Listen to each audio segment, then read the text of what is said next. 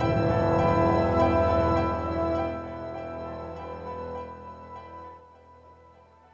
it do? What it do? What it do? Welcome to the High Level Nerd channel. Um, it's me, the fellow nerd again, who is here to continue on this damn journey of reviewing these Halloween movies, of just some random dude's opinion of these movies. I don't know if that many people review these Halloween movies, so I feel like that's also why I'm doing it. Like people, like you could read real critics' reviews about these movies. But if you ever want to hear just like some random persons to be like, yo, let me see what where the streets are saying. Some random dude. You know, so and I don't say I watch a lot of horror movies. I mean, it's hard for me to like horror movies. That's why. I mean, especially in this generation, it's more about jump scares and stuff like that. But these movies, old school horror movies, there's the classics. I love them, and it's just hard for me to love them. So I'm not saying my opinions are good. My opinion is my opinion, but it's yeah, it's just me saying what I feel about these movies, and yeah, but they are what they are. So let's get into this because now we are up to Halloween 5, The Revenge of Michael Myers. Not the now we before we had the return, and you know he was shot multiple times with shotguns and many guns, and now he is back and he is angry, so he's getting revenge. um, he in a way he kind of gets revenge in this movie in for one character, basically. He gets revenge. I mean, he basically does in every movie because he kills everyone in his way. But this is good. I mean, I have a lot of notes for this one, so this one might be a little long. I'll try to go through them quick. Like, not quick, but I'll try not to ramble on as much. But yeah, this movie was a lot. That's why. There was a lot that goes on in this movie. A lot of characters. And yeah, it was just Michael being Michael, doing what he does best, and he was doing it good. He was his movements were very very good in this one. I liked how Michael Myers had really good movements in this one, but this one, I mean, it started off not so much like the original, like with the pumpkin. This one had a very very weird, not weird, it was very new intro. But they had like these, they do show like the crest, and then they show like the knife swinging with like Michael Myers, and I found that very interesting. I kind of liked it though in a way, but it was very like, oh, like this is new Halloween. Michael's getting revenge. It's gonna be brand new, all that stuff, and yeah, and it was we get the original music back. It's which I like. I'm always happy to get the original music back in there, and we get Donald Pleasance back again doing what he does best. Because yeah, that is just he's taking, like, he's loving this character. He's like, you know what? After each movie, I'm just gonna like try to top it because, and it's weird because, not weird. Like, I keep saying weird, but it's not weird. It's just very like, it's like it's very surprising. It's very surprising because you don't really understand Dr. Loomis's intentions throughout this movie. It's almost as if he's been chasing Michael Myers for so long that he feels like it's his burden. He feels like it's all about him. That he feels like this is like a demon that would just never go away, and that he's gonna have to face this like every time, or demon he's trying to reason with. Because he does try to reason with Michael, which is crazy because it's like one moment in the movie where he's like having a full on conversation, almost like a full on conversation with Michael Myers face to face. I mean, yeah, he's trying to reason. I mean, it's like the only time anyone's really been face to face with Michael like that for so long without being killed yet. And then you almost had Michael's pointing the knife down, and then he did it. Yeah, a bit. And yeah, this I go through from end to beginning to middle throughout these movies, so I could talk about the ending right now, but I don't know. We'll see if I still get there. I'm so never sober here. Not supposed to be. um, no, but yeah, this cast, you know, this cast is the same. It basically takes off from Halloween 4, and it was showing recaps of the fourth one because the fourth one ends with Jamie basically killing her stepmother, or so we are to believe. But now, I guess in this one, they basically say that she just stabbed her and didn't fully kill her, but the fourth one, it really looked like he did, but in this one, she wasn't. She was alive. She said that she just hurt her. Um, yeah, and this one mostly focuses on Jamie more because Rachel is back too.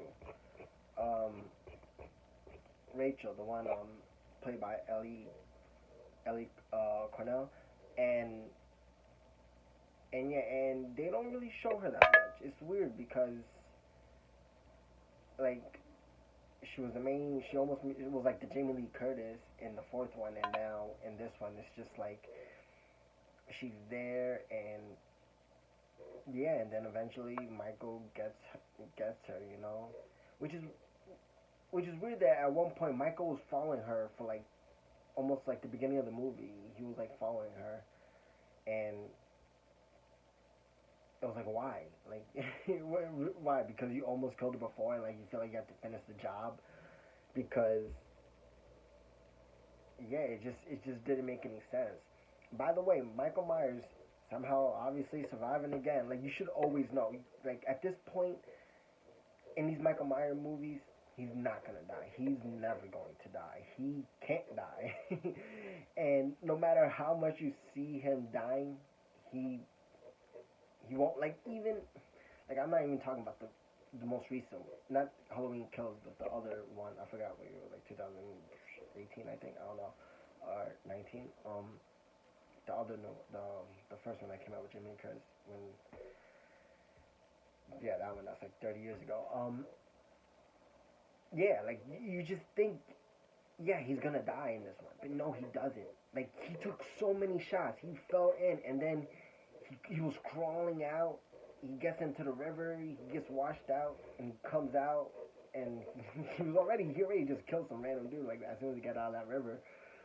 But like like since the first movie, he took shots there, and then the second movie, he was in an explosion, and then in the fourth, yeah, and then the fourth one, he was shot, and then now in the fifth one, you're supposed to believe, like, you're supposed to believe this man, this human, is walking around with these bullet holes in him. Like, it is something at this point in the movie that yeah, you should be terrified of this, not man, how Dr. Loomis says it, evil. Be scared of this evil force that just wants to kill. And yeah, he goes after Rachel for I don't know what reason, because she didn't deserve it.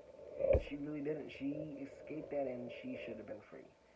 Because yes, Michael gets her, and it's sad. You see her like in this Jamie Lee Curtis type role, in the bedroom doing her thing, and Michael's just watching her throughout, and then and Michael's being Michael, he does what he's doing. He watches them, he sees what they do, and then he goes for that He goes for the kill. Typical Michael Myers, which is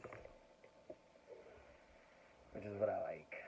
Um, and it's interesting that he doesn't go for Jamie first because you feel like he would, like that's his niece. Like it took him a while, like to even want to go after Jamie, and Jamie's been in. And after killing her, she wasn't treated almost like Michael Myers, like in some prison institute. She was more in this hospital kind of, I think, and she had like these things on her head, and yeah, and she's now a mute. I guess that's something that can happen from being traumatized the way she was, because I mean after killing her or hurting her stepmother, I mean it just seemed very like why? I mean I don't know, maybe that's something I don't understand, how someone becomes a mute, but yeah, but one thing that threw me off was the psychic link that she has with Michael Myers. Now all of a sudden, whatever Michael Myers does, like she sees it, she sees like these visions of what he's gonna do. Like she senses where this guy is. Apparently they have some sort of connection going on, almost like Kylo Ren and Rey. I was like, what?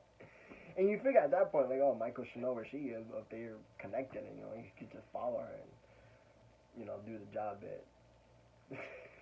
whatever floats his boat. Um, yeah, it just, I mean, it makes it a little more interesting. And you figure with this connection that Jamie has, she would help them. You figure these people, this new group of teenagers will somewhat survive because this new group of teenagers, which at this point, it's like, I mean, this movie came out in '89, 1 year before I was born. It came out in '89, and yeah, and this group of teenagers, they're very almost like a new generation. I mean, a little bit, because one guy, he has like the leather jacket, driving driving one of those cool cars. Like you're like, alright, these guys are like, they're the scene of the new teenagers. And they're also going to be Michael's victims, because you should know, when you see a new group of teenagers, they're all going to die.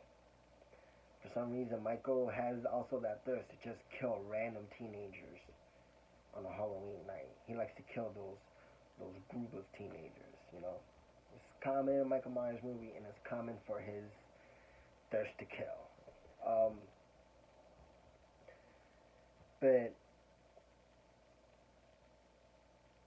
yeah, I mean, Dr. Loomis, he goes to town in this movie. He it's almost as if he's not crazy, but like like somewhere around the end of it, Dr. Loomis, he almost tries to like help Michael. Like there was so many times I felt like the cops could have helped. Like the cops left the house, and because he thought Michael's at the hospital because something went down over there, so they went over there, and then Michael's apparently really at the house they were at guarding Jamie, because now he wants to go back up to Jamie, and it's like, yeah, we had these opportunities to have all these cops kill Michael, but Dr. Loomis, like, I felt like he has some part of it of like manipulating them. He's like, no, he's like, Michael's still here. Like he knows at this point, he knows Michael's moves. He knows his steps. He knows what he's after. He knows Jamie's there. He's gonna want to go after Jamie. And yeah, and he, of course, Michael is there. Of course, only one cop left.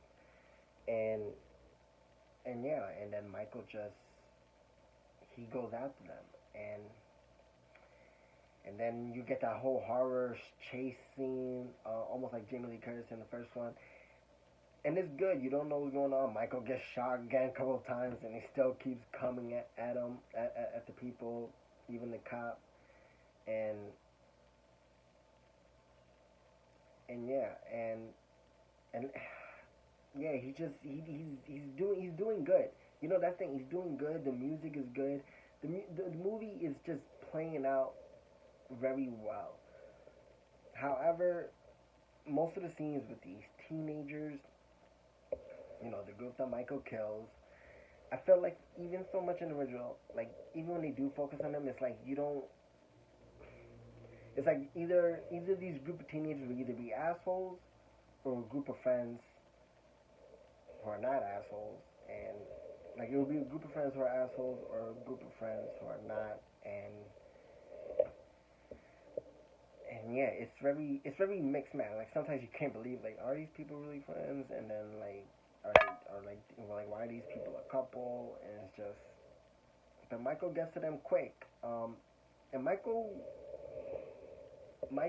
is he cruises. There's a point where the dude with the cool car, Michael kills him. Of course, brutal killings he does too. I think he got like a hook and like stabbed him right in the head. A lot of like stabbing in the head is like very. They do it very well though, and it creeps me out seeing it. I'm just like, oh, like, every time, like, and yeah, and then Michael takes the car and he cruises around. The new Jamie Lee Curtis role that fits in Halloween 5 in this one, not that fits, the one that mostly is like that fits that is taking that role in this one, since Rachel apparently died so soon in this movie, is now character named Tina. Yeah, Tina, played by Wendy Foxworth. Yes, Wendy Foxworth, played by is Tina, and she is basically, she was in the fourth one, as you see her as Rachel's friend, and then she's in this one as, now that Rachel's dead, apparently Jamie's like more, you know worried about Tina, always want to be around Tina. Like, you have a sister, like, aren't you worried about your sister? Like, and I think she saw her division when Michael killed her, and like she didn't know or didn't do anything, because Jamie finds out later when she sees the body, and then she's crying all sad, and you feel for her. And it's crazy because this girl Jamie, she takes it up a whole new level. Like, I feel like she just like went crazy to town on this acting. Like, she was very scared. Like, she just like really, like, most times, like, she was like fake, like when she had like these visions of when Michael's killing her, like she like shaking. I'm like, oh my god, yo, like it's almost like she was having like a seizure or something. But like, and yeah, and most of the time she had like these roles when she was playing like that Jamie Lee Curtis role, when she had those chase scenes. It was just her and Michael's chasing. And she's going through these creepy basements that were like, oh my god. And when she goes down the laundry chute, and then Michael's there, and he's like, and she's like stabbing, and he stabs, and she steps on a knife, and like she's like, I'm like, Jesus, yo, what kid, like this, like I think a cop even says it in the movie. He goes like, he's like, you're one brave kid, because yeah, I mean, this child, I mean, she kind of went through it in the fourth one, but yeah, she's just like, you know almost adapting, but I guess it helps that she's connected with Michael too. But yeah, like most of these chase scenes when they do them, the camera work is just amazing. The way they shoot it, it's like not so much like the original first one. And I'm always gonna make references to the original first, but it's not like that. But like almost a little better, especially when they're chasing. Like Jamie's like running, and you like the camera like following her. It's like very like, it's good. Like even when she went down the laundry chute, they showed like the camera like calming down, or like her, or from the top view and her like falling down it. Yeah, maybe it made you think that the laundry chute was long, and yet somehow she climbed all the way back up. So yeah, it makes you think like, wow, this kid is giving it its all. Um, Played by Danielle Harris. Yeah, she went to town, as well as Donna Pleasance, because it's not just Michael that makes this movie too. It's like these people who are connected with Michael. These people who have these histories with Michael. And I know Jamie not so much, but she is his niece because she tries to use that on him when she goes uncle and or boogeyman she even calls him too. And it's weird because it's almost like Michael was about to stab her and then she calls him uncle and he stops and then she's like, I want to see your face. And Michael takes his mask off. You see his face and it's weird that I can't. You see Michael's face, and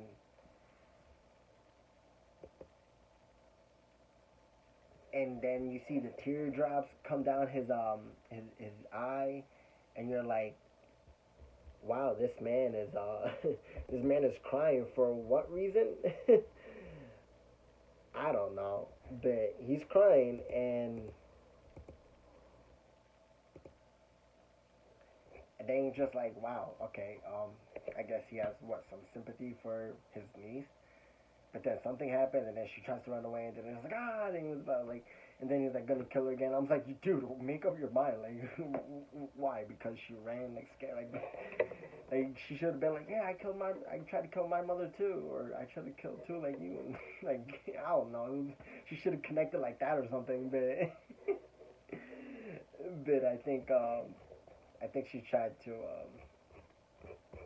I don't know, Jamie was just as confused because when they tried to use her vision powers to track down Michael when Dr. Loomis was trying to use her, which he it's almost as if he tried to scare this girl in this movie because he was just like, but you know,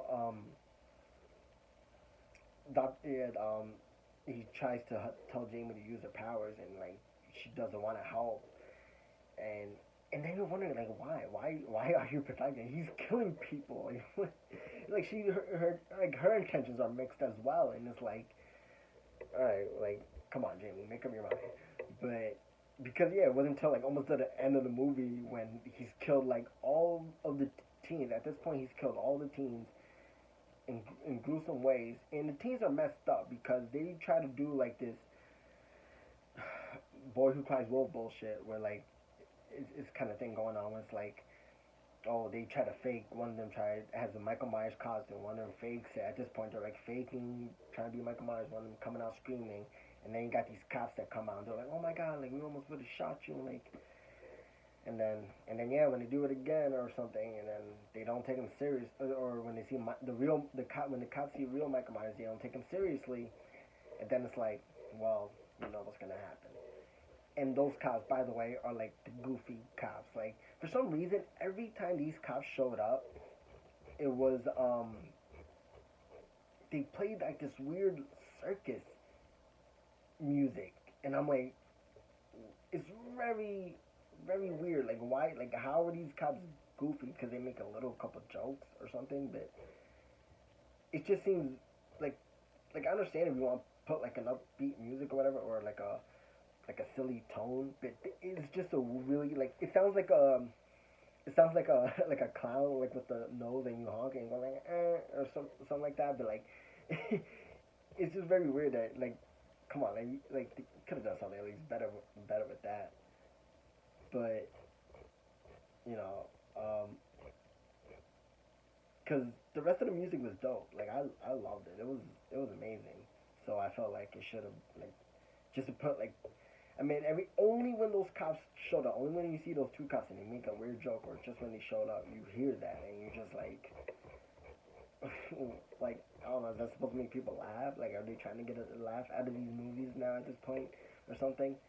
Um, but you know, it just seemed weird. But those cops, you know, they didn't last long because obviously Michael got them when they thought they were the teenagers because Michael killed them and he just went to town.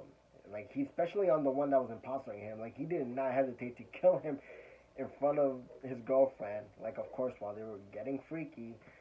I wasn't paying too much attention to that scene, so I didn't know if there was any boob action because I feel like at this point there's always like a boob action in a Halloween movie, and I'm not sure if there was. Um, Probably not. I feel like, but good for that for breaking that they did. If there was, I don't know. I probably didn't see it. Um, but of course, teenagers getting freaky in a Halloween movie. Of course that happens. Of course they died during it this time. I felt like that happened in a Freddy vs. Jason movie. Anyways, um, yeah, yeah, Michael just and then yeah, he got the other girl, killed the cops, this that, and then at that point, Jamie's like, all right, what do you want me to do? Like, come on, Jamie. Like, where were you on Halloween 4? Well, she didn't have the powers back then, because who knows how she got them. But, yeah, in the beginning of this movie, like, she could have saved Rachel. Because she was devastated when she saw her. Like Jamie's, like when she cries, like, like, not even crying, but she's just so much in terror. And you're just like, oh my god, like, somebody help this girl. Like sometimes you see her running through like these big areas or areas where you think other people would be, and you're just like, where is everybody? I know it's supposed to be like the horror thing, but also like, and I'm only saying that because obviously, you know, in the new Halloween Kills, like you see like the whole town coming at him now, so you're just like, it just took too damn long. But it was good, you know, and the story was just all over the place. But it does help because you feel like you feel like these characters at this point, like of course you know, oh, at this point you only really focus on Jamie, Donald Pleasance, and the sheriff, and you're just like, yes, these guys need to, like, you know, beat them, and they don't. They don't. Michael gets them all, except Jamie, of course. She survives, but he gets them all. He gets his revenge. Like, even when he got Loomis, like, Loomis really thought, like,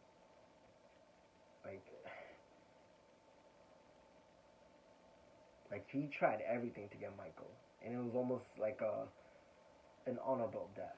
Like, that was the only death that it wasn't like Michael really killing him so crazy, but like Dr. Loomis died, but like, yeah, I tried, like, I killed you till the end, even though Michael never really did. But you know, and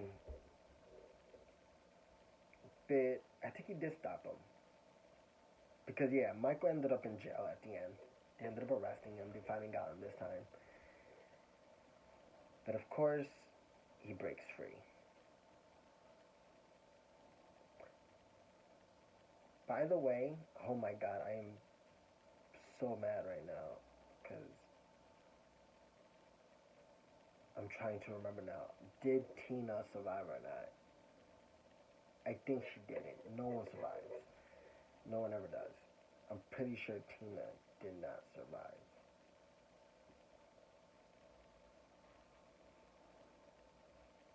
Damn it.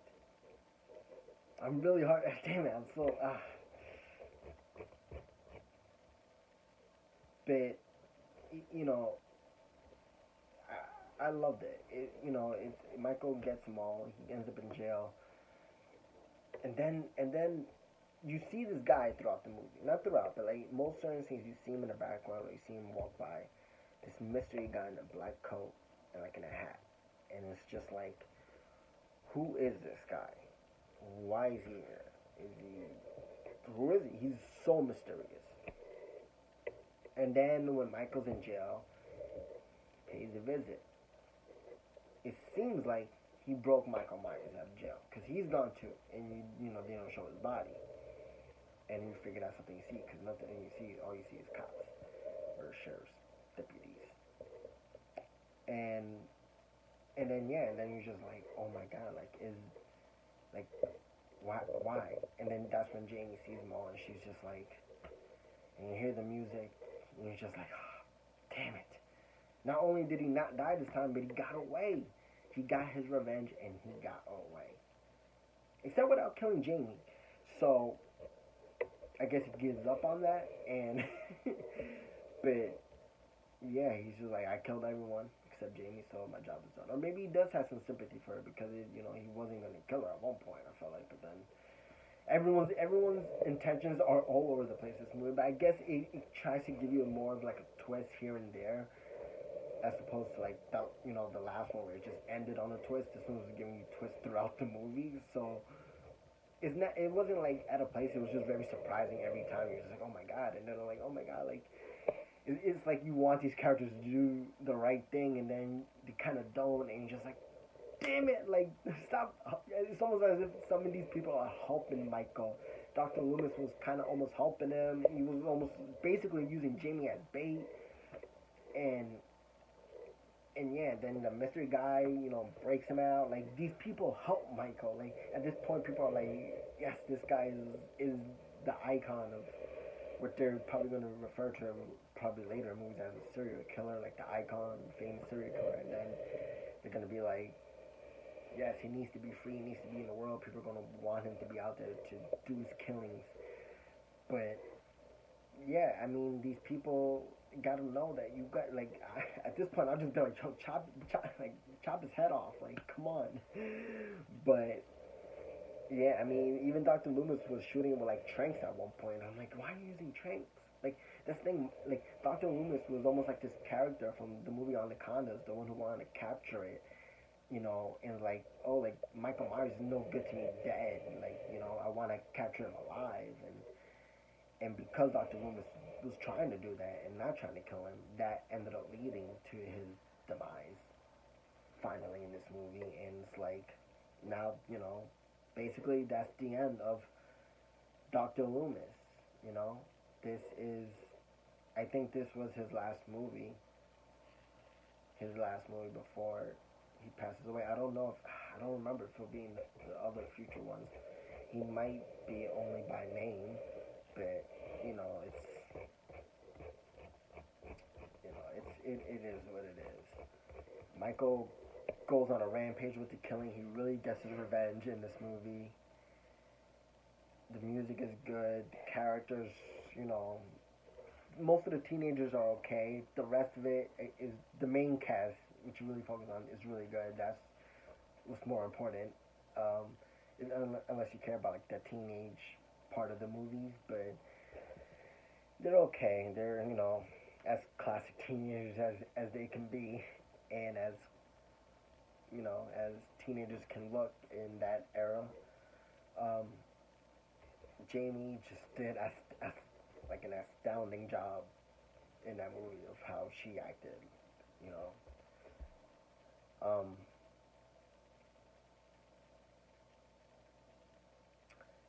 I think that is it for today. Another thing, Michael does use crazy weapons in this movie. At one point, he's using a scythe, almost like a Grim Reaper, like Jesus, and then he used like a pick for it, like he used other thing to. Yeah, Michael moves quick. He moves really, really quick. He really, at this point, like with all that you saw him taking the damage and how fast he's coming at people, you should realize this guy is not at this point human, or as Dr. Loomis says. Dr. Loomis's monologue to Michael was almost a little not weird, but just so out of like it was just very like he's like, oh, leave Jamie alone, and like you don't have to do this pain anymore. Like he tries to reason with this man. He's like you could have a life or something. But like before, he was saying he's not even a man. He's saying he's evil. He's the worse than the devil. He's something without a conscience, just an evil force. And yeah, he's trying to reason with it. Like Dr. Loomis, come on, like. But I guess they wanted a way to find a way to end him, or try to have a way with him trying to. I guess for Dr. Loomis to face his demons, I feel like Michael is his responsibility. It's like Dr. Loomis trying to face his demons, because he always looks at his hand like regret or something. I mean, it was good. It was really good. Of course, the writers, John Carpenter and Deborah Hill, it says they wrote this movie, so of course it's good, along with Michael Jacobs. I don't know what else he wrote. I'm not gonna much want to get into that. Director this time, Dominic. Oh wow, Dominique Othenin Gerard. Yes, Jesus. Get Gerard. I'm so bad with that. I'm so sorry too, because like these directors just have some And I thought, yeah, I mean, I'm coming from someone with really bad, you know, names as well.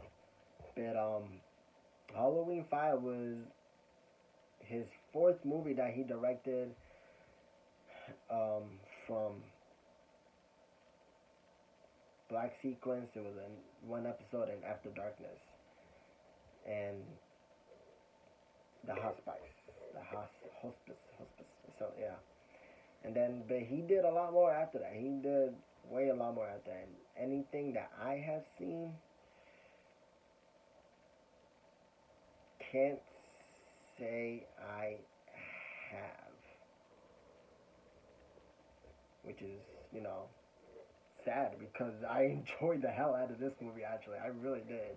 I mean, Michael's mask did not look as bad as it did in the fourth one. I feel like because of what happened in the fourth one, they gave his mask more damage, so it looked, better.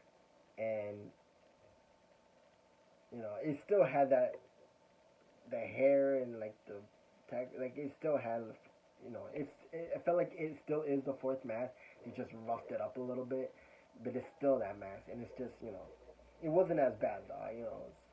The rest of the movie holds up, so you could just deal with that because they show Michael in the distance a lot of times too, and he just looks so creepy in the distance.